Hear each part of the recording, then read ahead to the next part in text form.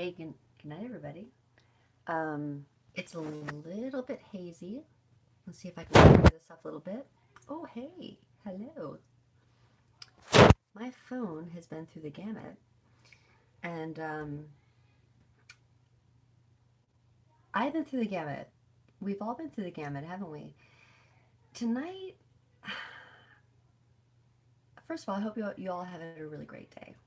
That's a really good thing, right? And I hope that you all are doing some really amazing things in your life and you're just in it. I really hope that. That's good. Make it happen. So, some stuff has popped up um, with everything that's going on that I feel like maybe tonight would be an interesting conversation to talk about breaking it down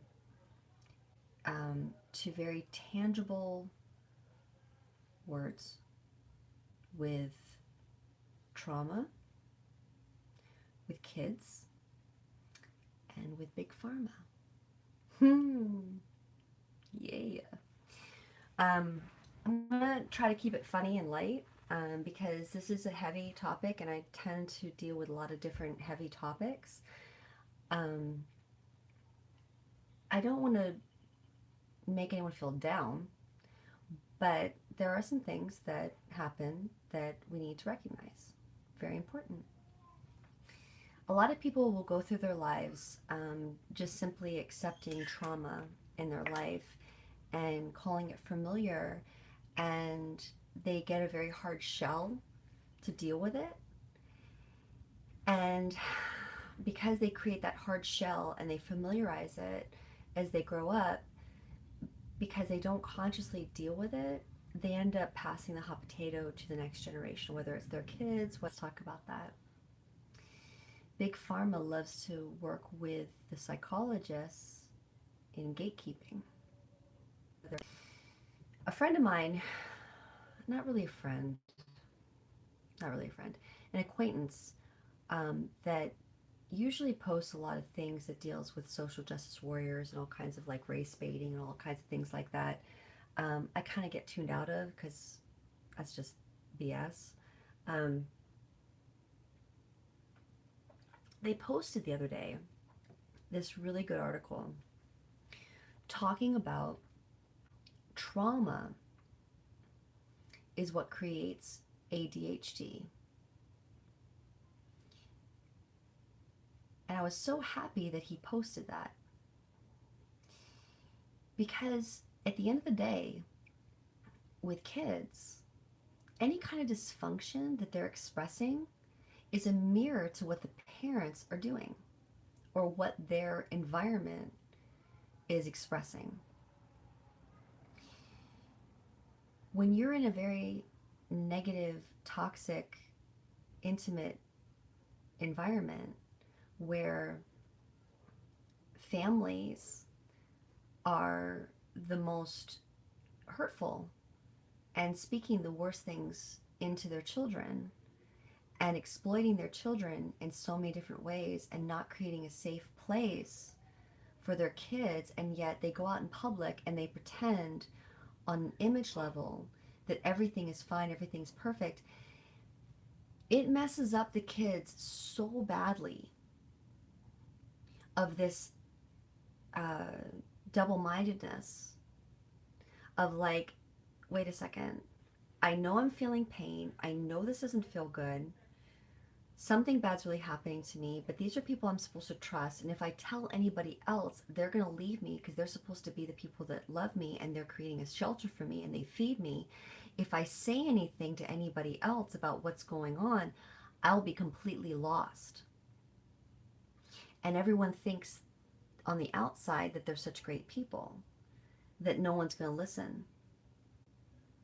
Let's talk about that tonight. And let's talk about how CPS, Child Protection Services, Big Pharma, psychologists, and the sickness maintenance industry benefit and make money off of this kind of stuff. Let's talk about it. Let's talk about it. Here we go. Trauma. Guns don't kill. Guns don't kill. People kill. People that have been dealing with trauma their entire life, that have been told that they're nothing, that have been systematically abused, exploited, uh, their pain has been completely unacknowledged by the people closest to them. Those are the problems. Trauma creates all of this. Trauma creates an entire industry. Let's talk about how trauma creates industries everywhere. This is why no one wants to fix the trauma. They like to benefit off the band-aids. If you're in pain and you as a child experienced something that was really rough, it sits in you and you don't think that you're good enough. And there's a void. And we can talk all day long about all the different various things that can happen with that. We'll talk about a few. What are some of the reasons? What if you were brought up in a situation where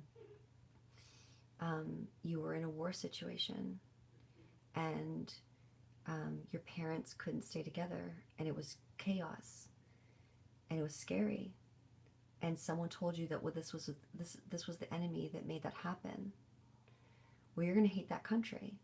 You're going to take all your personal pain that you felt as a child onto whoever told you was the country that created that. What if it wasn't necessarily the country? What if it was the parents and they just wanted to scapegoat? Have you ever been in a situation where a parent is so void of love that they make everybody else the enemy to their children, including the husband, or in the husband's case, including the wife, that they make everybody the enemy so that you'll love them the most? It creates this world in the child that they can't trust anybody but the liar, who is the parent that's closest to them. But the parent is lying to their children to say that you can't trust all these other people in your life. So not because it's true, but because the parent inherently has this deep-seated need to feel singularly, is that a word? Singular, like it needs to be completely about them. They need to have your alliance completely. So they'll tell you anything to make you just completely align in loving them singularly. This happens a lot, actually, more with women nowadays than with men. You'll have a lot of moms that will tell their young sons that their father is a piece of you-know-what. But actually, on a day-to-day basis, the mom is the one abusing emotionally the child. But the mom needs to feel love from the child, but the mom is not necessarily thinking of being the provider and the love for the child. That's abuse. So they'll create these stories in these kids' heads that their father was a bad person. And, feel bad for me for having to go through what I've gone through to have you. And there's when women do that, it creates a major trauma in the child, whether the child's a girl or whether it's a boy. But trauma happens in both cases, but it's expressed differently based on whether you have a son or you have a daughter. If you have a son, the son takes on this guilt. This son takes on this self-hatred of being a man. This son listens to all the negative things that you breathe into what his father, you want to tell him what his father was like. And he breathes all that in, and he has this self-rejection and this hatred for being a man because you're breathing in all this hatred for who his father was. And he also aligns himself more with the feminine energy to be able to be accepted in the world, rather than if the mom shut the frig up, okay, whatever the mom has in adult life issues with the father, you don't share that with the son, you don't share that with the daughter, you deal with that with the adults. But you have to breathe life into the man that's growing up. The boy, if he doesn't know these things and you breathe life into him, he could actually be the hero for the next generation. He wouldn't have this self-guilt. He wouldn't have this self-hatred. He wouldn't have this self-rejection. He wouldn't try to align himself more with feminine energy than male energy because he thinks male energy is bad inherently because mama told him so. Because daddy let mama down. With a woman, with a mom telling a little girl that the father was bad and all this stuff was bad, and it's not necessarily true. It's just the mom may be bitter about certain adult issues that they couldn't resolve. You create this self-rejection in a young girl that says, Dad didn't accept me. My father didn't accept me. And I'm not good enough. And they end up, even as small children, reaching out to the worst case scenarios of male connection to try to find love. But at the same time, they're very untrusting of males because of all the negative poison that's been told to them of what men are about.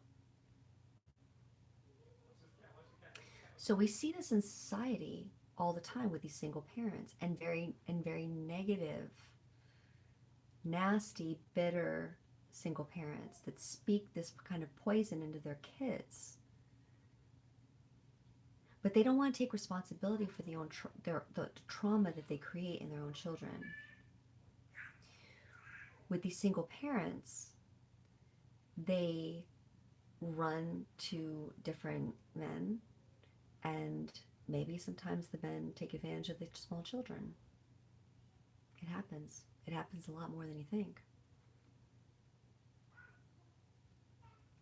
Whether they're boys or girls, it doesn't matter.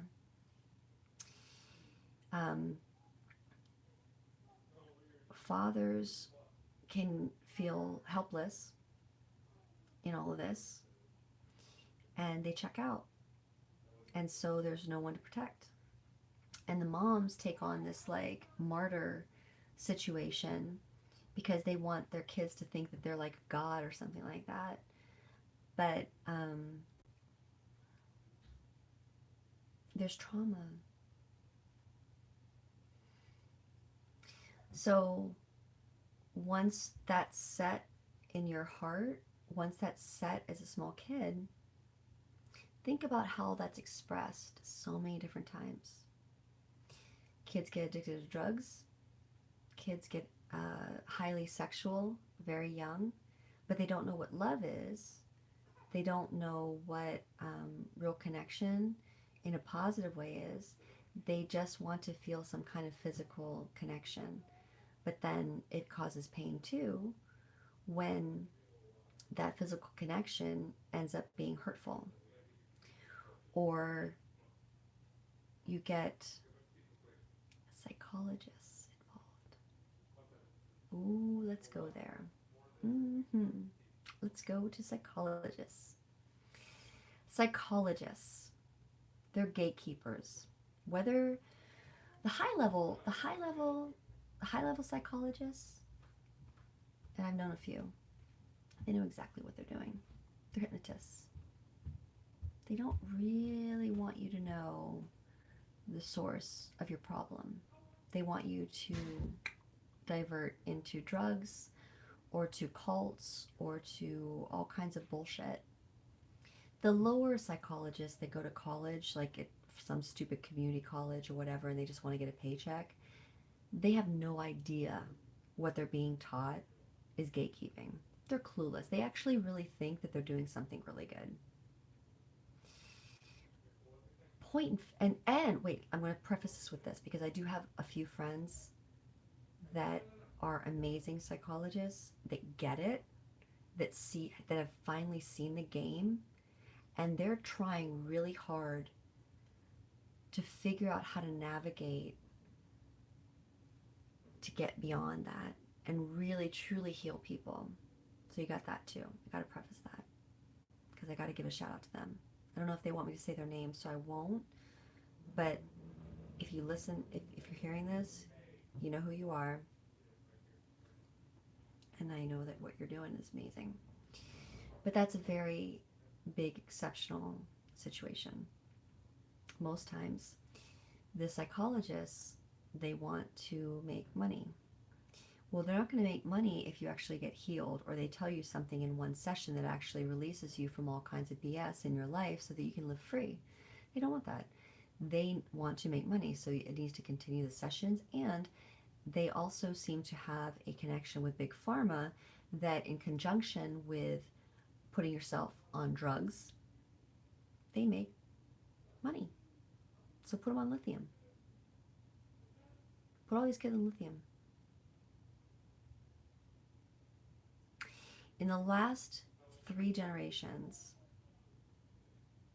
there have been more children, younger and younger and younger, put on major they call it antipsychotic drugs. Why?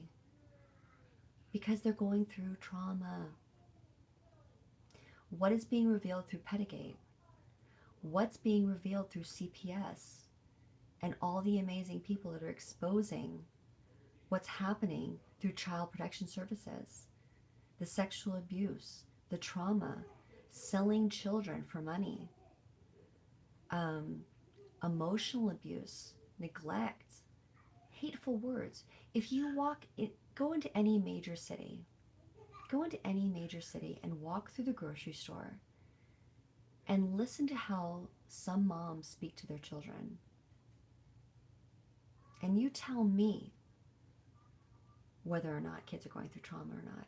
At 2, 3, 4. Yeah. I mean, of course that's going to happen. But who's telling the parents to be kinder, to be gentler? Nobody. Because that doesn't make money. And it doesn't create a free society. Fear creates fascism. Fear creates communism. Fear creates a closed society where everyone is afraid to be able to think freely, to love, to do all kinds of amazing things based on their own individual power, their own individual thoughts. That gets squashed very early on through trauma. Any kind of society that promotes the protection of trauma and gives you bandage solutions at top dollar is trying to control you, is trying to control the masses, is trying to control individuals from living in freedom. The number one thing that keeps everyone from freedom is their own family most of the time. There's so much trauma that happens within individual families. If you don't believe me, well, maybe you're in delusion, or maybe you just lived this amazing life that I wish I had your life. I don't know a lot of people that have lived in like some sort of like utopian family life. Most families base their value on you based on what they value. And if you look around at society, it's pretty low. It's pretty low. I've seen in my life friends that have had families that were pedophiles and did unbelievably horrible things to their own kids that just created geniuses in a lot of different ways. Because if you traumatize a kid very, very young, there's a philosophy that you also create a genius. It's kind of weird, but there's a philosophy of that. I've also watched people that have no idea about that kind of stuff, but they're just assholes. They're just assholes. And they treat their kids like an asshole. And their kids grow up to be assholes. And then they wonder why their life sucks. Because you're being an asshole. And then everyone thinks that they need to go to a psychologist and pay top dollar to figure out their own life. I mean, Hollywood, I mean, it's crazy. I mean, I love my friends in LA. I really do, you know? And I love my friends in Hollywood and all that stuff. But like, for the love of God, there's a psychic or a psychologist on every single block in Los Angeles.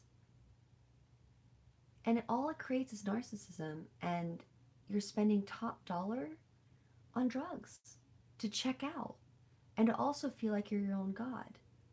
It doesn't work. It doesn't work.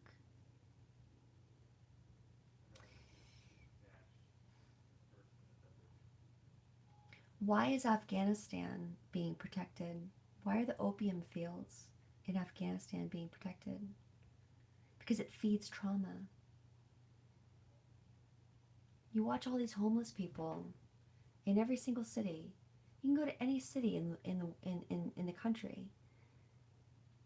The homeless people, the drug addicts, the people that are lost, it's all based on trauma. And then at the same time, the CEOs, the Wall Street guys, the Hollywood actors, the big singers, the big artists, they've all experienced trauma, and they're expressing it through their art or through their work. And, you know, behind closed doors, they shoot up and they do really self-destructive things. I've watched so many of my friends die from this. And no one wants to listen, because, like, if you're homeless and you're in pain, you're completely ignored. You're like, everyone just like looks over you. But if you're a star and you're in the same exact pain that the homeless person is, based on the trauma that you experienced as a child, but you're a star, no one wants to hear your pain either, because they go, well, you've got all this stuff. How dare you complain? Because we want to be like you. And yet, they're in major pain. Look at Stone, you know, it's hard for me to talk about this stuff without telling you exactly what I know, but I have to keep confidence I have to keep confidence in people that I've known personally. But look at the Seattle grunge thing that happened. Okay? I'm going to go there. You had a whole generation of young boys that all of a sudden shot up into fame. What were they singing? What were they talking about? What were they expressing? but we thought they were gods. And we loved them for their rock and roll, and we thought they were great. Well, guess what? A lot of those guys, they were traumatized as kids. That SRA thing, that pedophilia thing, all the stuff we've learned about with Podesta, all the stuff we've learned about with the pedophilia rings and Hollywood and all this other stuff, guess what?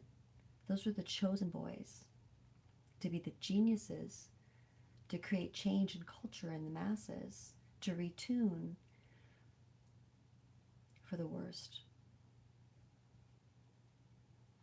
And they killed, and they lost their lives. A lot of them either killed themselves because you're in this situation where, like, you get totally abused as a kid, like really bad, and then at the same time you're thrown into this genius art situation where now all of a sudden you're going to be this musical genius, or you're going to be this art genius, or you're going to be this like actor genius, to be able to inspire others to follow you when you yourself are in super duper pain, but you're supposed to like be this example to the masses to follow you into this hell that you're personally living every single day, but you're making a crap ton of money. You can do whatever you want. They do drugs every single day. And if you actually finally tried to express what you were really going through, and when you finally realize what the bullshit is with this music scene, with MTV and the way that the CIA manipulates that, it's all connected. These guys could never tell you the real truth because you'd never even believe them. And if you did believe them, you wouldn't even care because all you're focused on is wanting to be like them, and you're so jealous that you're not as wanting, like you're not as influential as them. You don't even listen to their pain. You don't listen. You don't care because you want their cars, you want their girls, you want their lifestyle, you want to be able to get on the stage and rock and roll like them. But you're not listening to what they had to go through to get to that point, and they're being exploited, and they're being owned, and they're in pain, and they're literally singing about pain. And we celebrate it. You know how fucked up that is?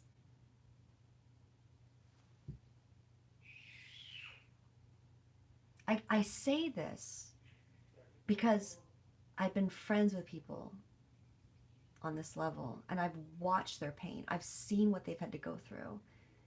And then when they finally try to express what they're really going through, everyone shuts them off, and then they kill themselves or someone offs them.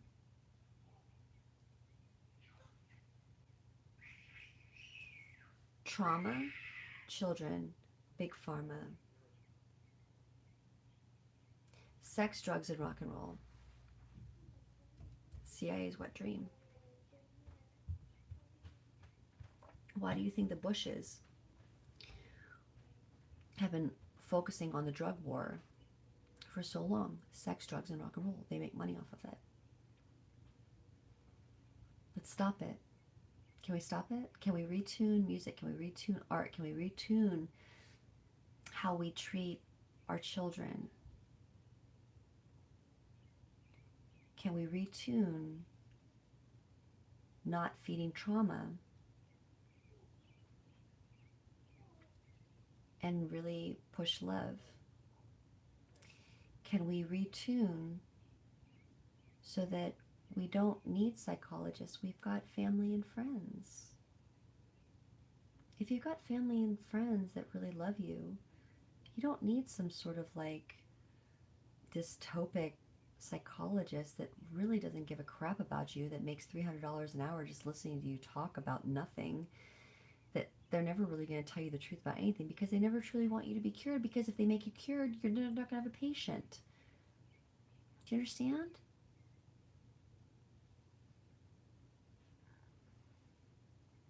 But it starts with us. It starts with the individual. Don't speak hate into your children. Don't speak lies into your children. If you had a really jacked up situation with your significant other, own it. Own it. And deal with it. But don't take it out on the kids. Don't take it out on the kids. They're beautiful, young, innocent lives that were given to you as a gift, that were meant to do amazing things in this world, to change a lot of the BS that's happened in the past. That's what new life is all about. That's why children are brought in.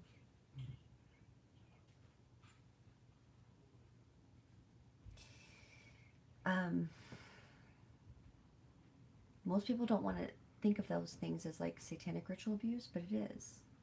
When you deal with hate, when you deal with really nasty things, that's what it is. Sorry.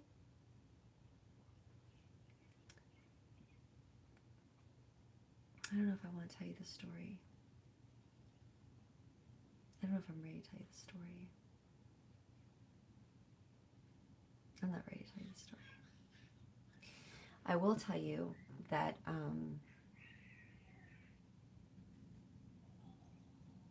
no matter how much you may be frustrated with your own life,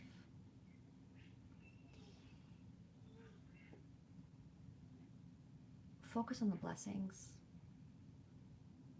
and don't take it out on your kids. And don't make excuses for your own bullshit. Oh, it's really bright. A lot of parents, they don't want to take personal, oh gosh, it's so bright, I'm sorry. They don't want to take personal responsibility for their own words and their own actions. Like, you know, you'll have like little Johnny who starts acting up in class, and the parents are embarrassed.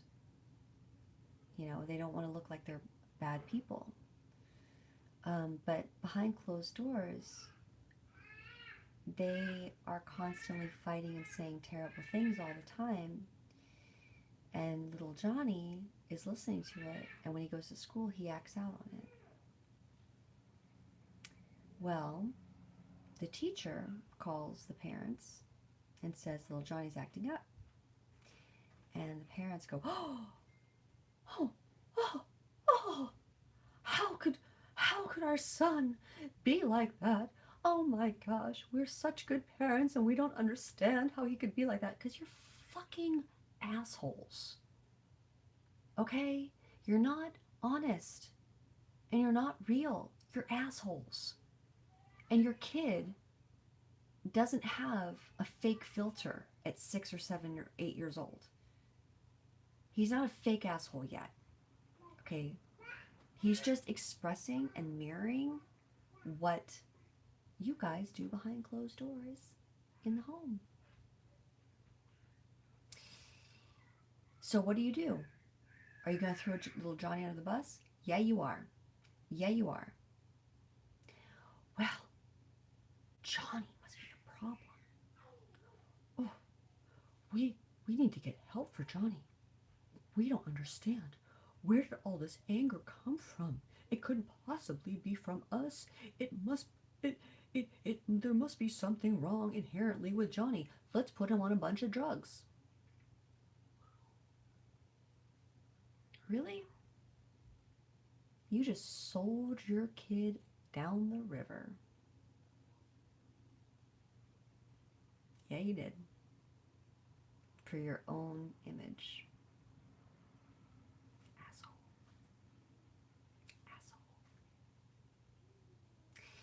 And Big Pharma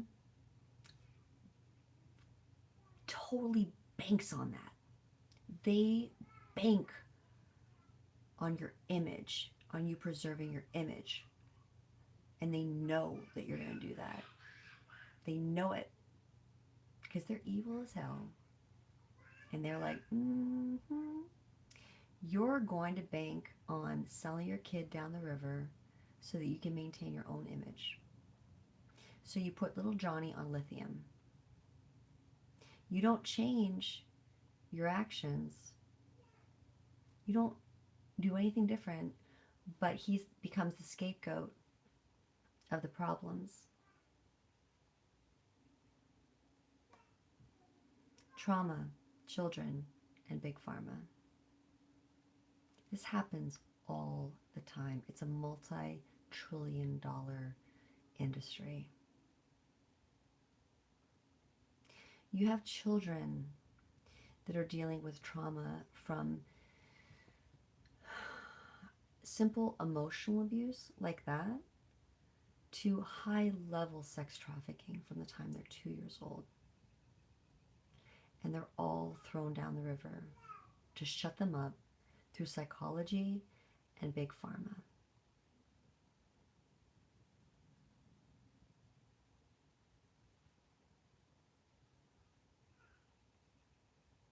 And when's it going to change? It's going to change when either certain asshole parents get exposed, the industries get shut down, the drug industry finally gets shut down, the sex trafficking gets shut down, or we as individuals start actually caring about each other and start getting real and changing our minds. Trauma, children, big pharma. You know what really bothers me too is that a lot of the people that will post all this self-righteous things about kids, they're the exact people that throw their own kids under the bus. You better get your shit straight.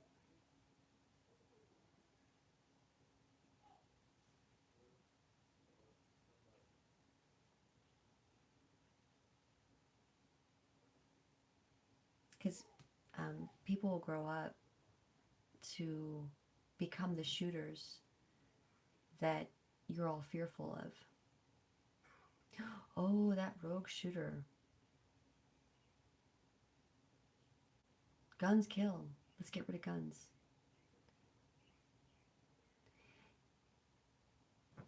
It's trauma, children, big pharma, exploitation that creates a psychopathic person that has zero care for other people in the world because no one cared about them, that picks up a gun and wants to kill everybody without any soul.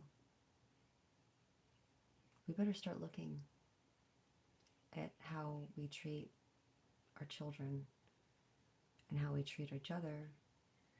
And if you're not raising up children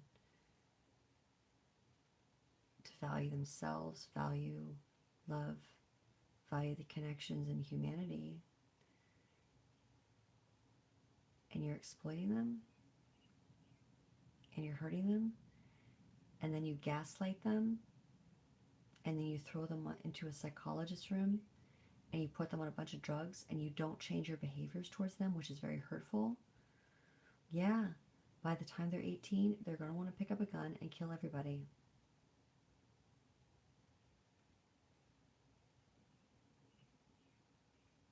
Trauma, children's big pharma. Okay, so there's that talk tonight, and love on your kids. Protect your kids. Please protect your kids. Love on your kids. They're blessings in your world. They're blessings. Like, I spend a lot of time with friends' kids because I don't have my own. And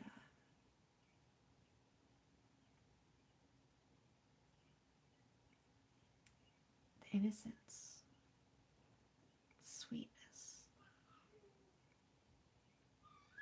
you know, the kindness, like this joy. You want to savor that Don't let them lose that when they're little. Please.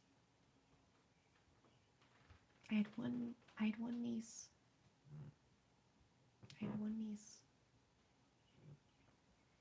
And I remember exactly how she was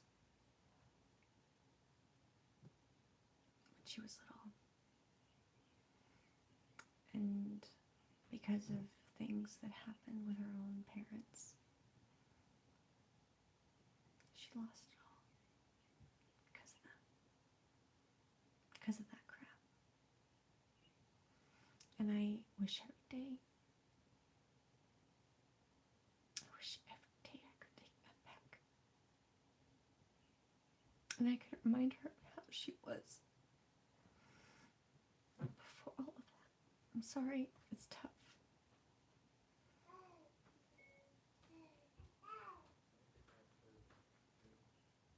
Don't let your kids go through that, please.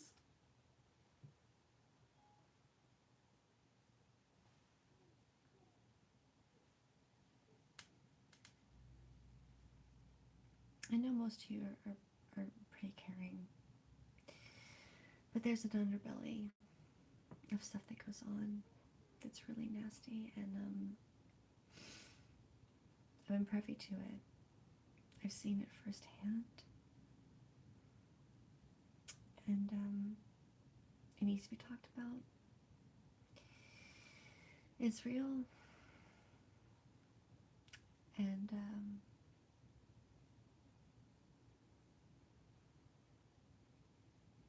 just love each other, really, you know? Sorry. Just love each other. Because once you lose that, once a child loses their innocence, once a child loses that joy and that fearlessness, that courage, that joie de vivre, it is so hard to get that back. And that's what makes this world so jacked up, is because there's too many people that go through that, and they die at 25, but they don't get buried until they're 75.